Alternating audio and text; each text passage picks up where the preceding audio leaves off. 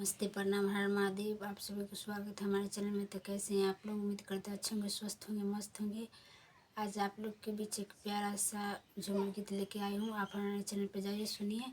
अच्छा लगे तो लाइक कमेंट शेयर जरूर कीजिएगा। नए हैं तो चैनल को सब्सक्राइब कर दीजिएगा। धन्यवाद। हमरो सूरतिया में होठ ललिया शोभे नानदो। हमरो सूरतिया में होठ ललिया शोभे नानदो।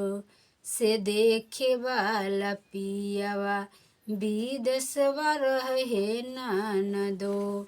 से देखे वाला पियावा विदेशवा रहे नानदो। शेरे समनियन के सिया में फूलवा शोभे नानदो। शेरे समनियन के सिया में फूलवा शोभे नानदो। से देखे वाला पियावा विदेशवा रहे नानदो।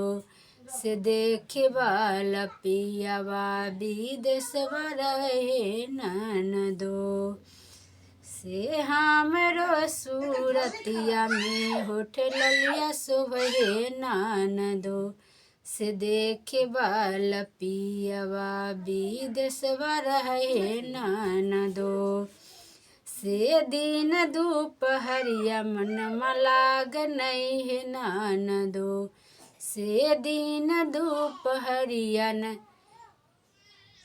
मनमा लाग नहीं है नानदो। से आधी आधी रतिया सपनमा वहे नानदो।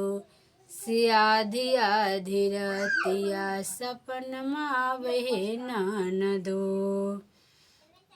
से हमरो सूरतिया में होठ ललिया शोभे नानदो।